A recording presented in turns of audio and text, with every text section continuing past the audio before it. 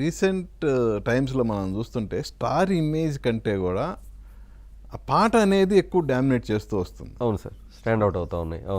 For example viral అయ్యారు అండి. అలాగే మీరు అదే ప్రదీప్ రంగనాథ్ లవ్ టుడే సినిమాలో సినిమా చాలా బాగా, చాలా మంచి పాట అది. చాలా బట్ దాంట్లో సాహిత్య విలువలు ఉంటాయి. అవును సార్. నన్నే తిట్టి ప్రాణం పోతున్నా వదిలిపెట్టి నేను నేపోనే, జన్మలుగా పుడుతుంటా నేను వదలక నీతోనే, ఓ గాలే వస్తే నిన్ను తొలిచేందుకు కాలమే, కంచెలాగా కాస్తా నేను నిలిపేందుకు నా ప్రాణమే అని. నిజంగా సార్, అంటే ఏం లేదు సార్, సాహిత్య విలువలకే సార్ ఎప్పుడు కూడా. సాహిత్య విలువల తాలూకు అంటే ఒక జనరేషన్ ప్రతి సందర్భంలోనూ ఇదంతా సైకిల్ సార్.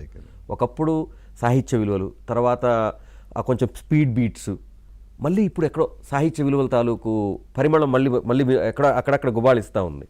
లేదు సార్, మీరు అన్నట్టు మాట మాత్రం వాస్తవం. స్టార్ వాల్యూని మించి పాట వాల్యూ పెరిగింది సార్ ఈరోజు. అంటే నేను చాలా చోట్ల వింటున్న మాట, మనకి జనబాహుల్యంలో కూడా మాట్లాడుకుంటున్న మాటే సార్.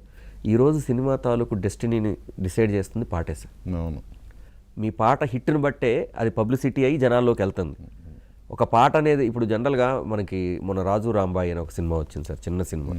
అది అప్పటి వరకు ఎవరికీ తెలియదు, కానీ ఒక్క పాట రిలీజ్ అయింది.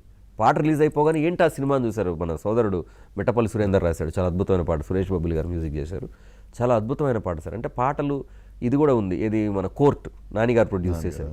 ఆ సినిమాకు కూడా గుర్తింపు ఆ పాట వల్లనే, అది పూర్ణాచార్య రాశాడు, చాలా అద్భుతమైన పాట.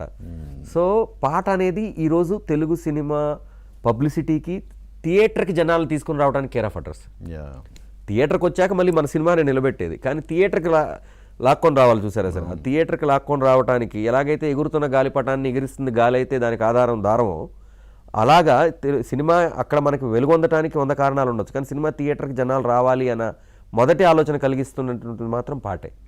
సో ఆ పాటకి ఈరోజు ఆ విలువ రావటం, ఆ గుర్తింపు రావటం నిజంగా తెలుగు భాష మీద అనురక్తి ఉన్న ప్రతి వాళ్ళ తాలూకు పుణ్యం. లేకపోతే అదర్వైజు పాట అంటే 3 నిమిషాలు ఫిల్లర్ లాగా మిగిలిపోయిన రోజులు కూడా మనం చూసాం.